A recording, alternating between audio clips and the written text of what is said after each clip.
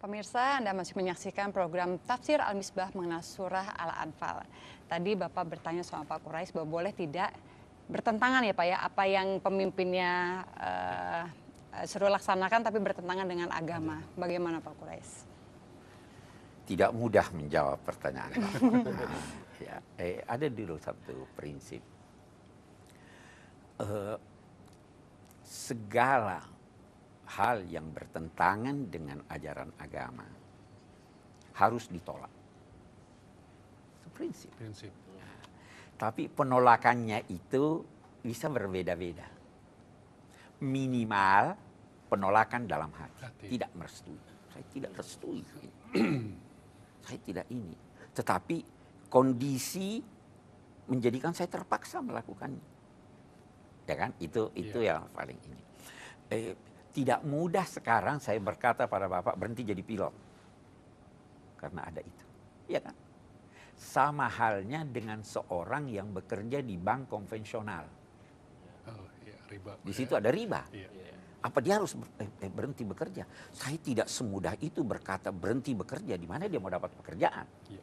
Nah, itu agama ini luas, Pak. Karena itu dalam konteks perbankan, kita ambil nanti kita analogikan dengan ini, ulama berkata coba lihat dalam perbankan itu apakah ada pekerjaan-pekerjaan lain, kegiatan-kegiatan lain yang dilakukan oleh bank yang direstui agama atau tidak?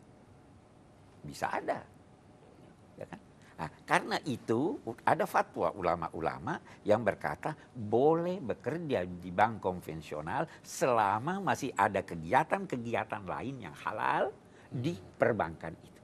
Nah, Bapak dulu antar saya haji kan? Iya. Nah, waktu antar saya haji itu Pak, itu memang tidak disuguhkan alkohol.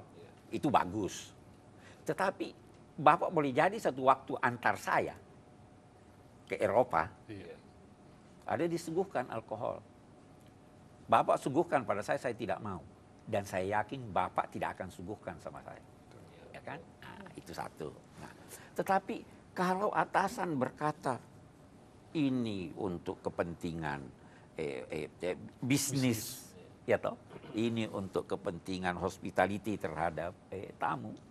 Selama kita tidak setuju hati kita, mudah-mudahan itu bisa dianalogikan dengan fatwa ulama yang membolehkan. Tapi kalau bisa dihindari, itu jauh lebih bagus. Saya kira itu. Baik, puas Pak? Udah tenang sekarang ya. Baik Pak, silakan berikan kesimpulannya Pak. Kita bikin kesimpulan. Saya baca di Al-Lubab ini ada, di sini ada kesimpulan dari kitab Al-Misbah. Yang pertama dari apa yang kita baca, dari suatu aktivitas diciptakan Allah melalui dua cara. Yang pertama melalui hukum-hukum alam yang ditetapkannya. Melalui hukum-hukum alam itu Allah menciptakan sesuatu. Kita mau terbang, ada hukum yang menciptakan. Salah, ada kerusakan dalam pesawat, jatuh, itu ada hukum alam. Semua yang di pesawat bisa tewas. Ya. Tapi bisa jadi Pak, ada suatu pesawat, semua tewas kecuali bayi. Iya. Bisa toh? Iya, bisa. Itu sesuai dengan hukum alam yang dikenal atau tidak? Tidak. Itu namanya inayatullah. Ada pertolongan.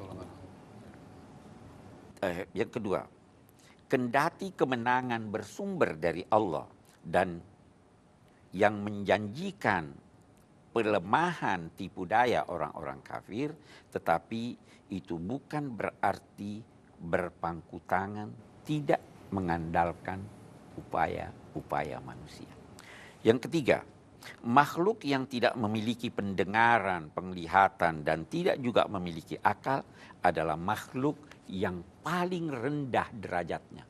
Dari sini, manusia yang tidak menggunakan pendengaran, tidak juga lidahnya untuk bertanya atau menyampaikan informasi yang benar, serta tidak mampu secara mandiri berpikir atau mampu menerima pikiran hasil pemikiran orang lain yang baik, maka ia adalah makhluk yang paling rendah derajatnya di sisi Allah.